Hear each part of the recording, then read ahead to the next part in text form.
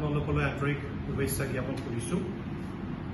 অসমৰ সাম্প্ৰতিক পৰিস্থিতিৰ ওপৰত আমি এটা বিশেষ চৰ্চিত বিষয়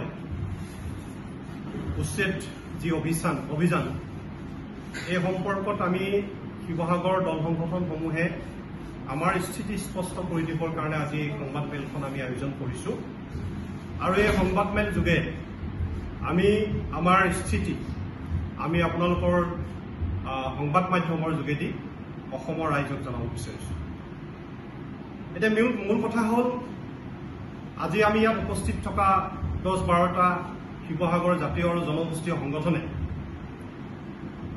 সাম্প্ৰতিক অসমত অসম চৰকাৰে বনাঞ্চলসমূহৰ পৰা বেদখলকাৰী যি উচ্ছেদ অভিযান চলাই আছে এই অভিযানলৈ আমি সমূহ সংগঠনে আদৰণি জনাইছো আৰু চৰকাৰৰ এনে পদক্ষেপক আমি প্ৰশংসা কৰিছো। কাৰণ আমি সকলোৱে জানো যে অসমৰ এক বিস্তৰ ভূমিত সন্দেহযুক্ত কিছু নাগৰিকে সাংঘাতিকভাৱে মাটি বেদখল কৰিছে, যাৰ যোগেদি অসমৰ ভৌগোলিক যি পৰিৱেশ সেই পৰিৱেশ বিনষ্ট কৰাৰ লগতে অসম আৰু অসমীয়া জাতিৰ অস্তিত্বৰ প্ৰতি ভাবুকিস্বৰূপ হৈ পৰিছে। গতিকে অসম চৰকাৰৰ এনে পদক্ষেপক আমি অতি বলিষ্ঠ আৰু সাহসী পদক্ষেপ বুলি আজিৰ এই সংবাদমেলত আমি অভিহিত কৰিছো। 2 নম্বৰ কথা হ'ল এই উচ্ছেদক লৈ আমি দেখিবলৈ পাইছো যে এই উচ্ছেদক লৈ অসমৰ বিভিন্ন ধৰ্মীয় সংগঠন আৰু জাতীয়তাবাদৰ পতা ভুল বজাই থকা কেৱল মাত্ৰ নিজৰ ৰাজনৈতিক স্বাৰ্থ সিদ্ধিৰ কাৰণে ধুৰন্ধৰ কিছু ৰাজনৈতিক নেতাই ধৰ্মীয় আৱেগ সৃষ্টি কৰি অসম চৰকাৰৰ এনে বলিষ্ঠ পদক্ষেপত বিপথে পৰিচালিত কৰাৰ চেষ্টা আমি দেখিবলৈ পাইছো।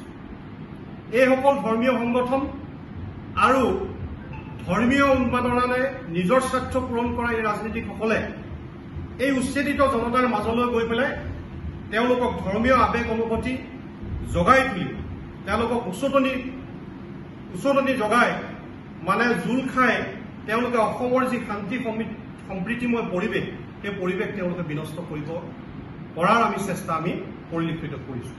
গতিকে আজিৰ আমাৰ এই সভাই এই সংবাদমেলৰ যোগেদি সেইসকল সংগঠন আৰু সেইসকল তথাকথিত জাতীয়তাবাদী ৰাজনৈতিক নেতাক আমি সকীয়াই দিছো যাতে তেওঁলোকে অসমত ধৰ্মীয় বিভেদকৰণ ধৰ্মীয় মেৰুকৰণ কৰি পেলাই অসমৰ শান্তি সম্প্ৰীতিত যাতে তেওঁলোকে আঘাত নাহানে।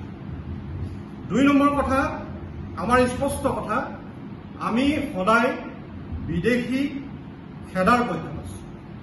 আমি কেতিয়াও বিদেশী সংৰক্ষণ ৰক্ষণাবেক্ষণ দিয়াৰ আমি পক্ষত নাই। আমি যি বিদেশী নহওক, সি হিন্দু হ'ব পাৰে, সি মুছলমানো হ'ব পাৰে, আমি কোনো বিদেশীক ধৰ্মীয় দৃষ্টিকোণেৰে চাব বিচৰা নাই। আমি সকলো বিদেশী অসমৰ পৰা বহিষ্কাৰ হোৱাটো আমি বিচাৰো।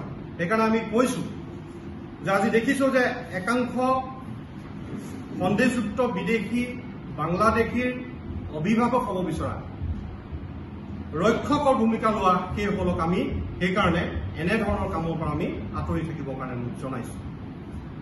ইয়াৰ লগে লগে আমি 3 নম্বৰ কথাটো হ'ল যে আজি এই সংবাদমেল যোগে আমি অসম চৰকাৰক আহ্বান জনাইছো যে উচ্ছেদ কেৱল নামনিত হলে নহয়। এতিয়া উচ্ছেদ কেৱল নামনিত হৈ আছে, কিন্তু আমি কৈছো যে এই উচ্ছেদ সমগ্ৰ অসমতে হ'ব লাগিব, অৰ্থাৎ উজনি অসমতো এই উচ্ছেদ হ'ব লাগিব।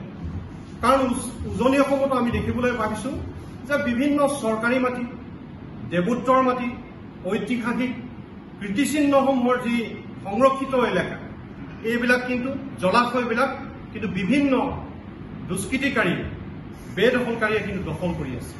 আমি বিভিন্ন সময়ত অসমৰ দল সংগঠনসমূহে এই ক্ষেত্ৰত অসম চৰকাৰক আহ্বান জনাইছো, কিন্তু আমি দেখিবলৈ পাইছো যে এই ক্ষেত্ৰত অসম চৰকাৰে এটা বলিষ্ঠ ভূমিকা ল'ব লাগিব। আজি যেনেধৰণে তেওঁলোকে নামনি অসমত বনাঞ্চলসমূহ বিজিআৰ লেণ্ডসমূহ মুকলি কৰিছে, ঠিক তেনেকৈ উজনি অসমত থকা ঐতিহ্যমণ্ডিত শিৱসাগৰ যেনেকৈ আমি ক'ব বিচাৰো, বিশেষকৈ তলাতল ঘৰ, ৰংঘৰ, কাৰেংঘৰ, আমাৰ যমুনাখন, জলাশয়সমূহ এইবিলাক কিন্তু উচ্ছেদ কৰিব লাগিব।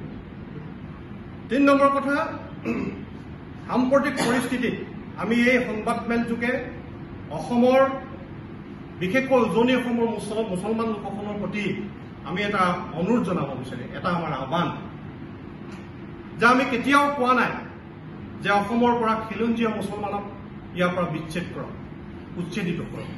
আমি সেই পক্ষত কেতিয়াও নাই। গতিকে আমি আজি আহ্বান কৰিব বিচাৰিছোঁ মুছলমান ৰাইজক যে এই উচ্ছেদৰ ক্ষেত্ৰত তেখেতলোকৰ সহযোগিতা লাগিব, তেওঁলোকৰ সহমত লাগিব। কাৰণ অসমত থকা খিলঞ্জীয়া মুছলমান যিসকল আছে, গৰীয়া, মৰীয়া, ডেকি, জোলা, চৈয়দ, এই সকলো অসম আৰু অসমীয়াৰ এটা অংগ। গতিকে এই উচ্ছেদৰ সময়ত যাতে নামনি অসমৰ পৰা কিছু সন্দেহযুক্ত ব্যক্তি আহি যাতে উজনি অসমত থিতাপি ল'ব নোৱাৰে, তাৰ পৰা পলাই আহি যাতে তেওঁলোকে উজনি অসমত থিতাপি ল'ব নোৱাৰে, এই ক্ষেত্ৰত কিন্তু উজনি অসমৰ মুছলমান ৰাইজে কিন্তু কঠোৰ দৃষ্টি ৰাখিব লাগিব। গতিকে এইখিনি কথা আমি আজি সংবাদমেল যোগে সকলো ৰাইজকে জনাব বিচাৰিছোঁ। আৰু এই যে উচ্ছেদক লৈ ধৰ্মীয় ৰাজনীতি কৰা, ধৰ্মীয় উদ্বাদনা সৃষ্টি কৰি এই উচ্ছেদ অভিযানক বিপথে পৰিচালিত কৰিব বিচাৰে, ফুলজাৰি মৰা, এই কথাবিলাকৰ পৰা যাতে অসমৰ ৰাইজ সজাগ আৰু সচেতন হৈ থাকে, আজি এই সংবাদমেল যুগৰ পৰা আমি তেওঁলোকক অসমৰ ৰাইজক আহ্বান জনাইছোঁ। ইয়াৰ লগতে আমি অসম চৰকাৰক এইটোও আহ্বান জনাব বিচাৰিছোঁ যে এই উচ্ছেদ কালত যাতে অসমৰ খিলঞ্জীয়া মানুহৰ কোনো হাৰাশাস্তি নহয়। বিশেষকৈ কৈ থকা হৈছে যে এটা বিশেষ সম্প্ৰদায়, এটা বিশেষ ধৰ্মৰ লোকক হাৰাশাস্তি কৰা হৈছে। কিন্তু আমি কৈছোঁ যে উচ্ছেদিত ৰাইজ যিকোনো ধৰ্মৰ হ'ব পাৰে, তথাপিও আমি চৰকাৰক আহ্বান জনাইছোঁ যাতে অসমৰ খিলঞ্জীয়া মুছলমান, গৰীয়া, মৰীয়া, ডেকি, জোলা, বড়ো, কছাৰী, মিচিং, তিৱা যিয়েই নহওক, এইসকল ভাৰতীয় লোক যাতে হাৰাশাস্তি নহয়। আৰু এই উচ্ছেদৰ কালত কোনো যদি ভাৰতীয় উচ্ছেদিত হৈছে, তেওঁলোকে যদি এনে পৰীক্ষণ কৰিবলগীয়া হৈছে, তেখেতলোকক শীঘ্ৰে মানৱীয় দৃষ্টিকোণেৰে তেওঁলোকক পুনৰ সংস্থাপনৰ কাৰণে আমি দাবী উত্থাপন কৰিছোঁ। গতিকে এই সংবাদমেলৰ যোগেদি আমি শিৱসাগৰ বিভিন্ন দল সংগঠন, আজি 10টাতকৈ ওপৰৰ সংগঠনে আমাৰ স্থিতি আমি প্ৰকাশ কৰি দিছোঁ। আৰু অসম চৰকাৰলৈ ধন্যবাদ জ্ঞাপন কৰিছোঁ যে অসম কেতিয়াও বিদেশীৰ বধ্যভূমি হ'ব নোৱাৰিব।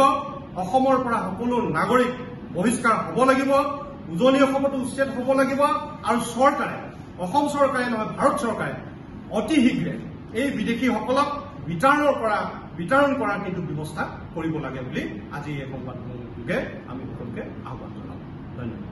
যিকোনো খবৰৰ বাবে যোগাযোগ কৰক 7099017330 লগতে 7099017110 নম্বৰত।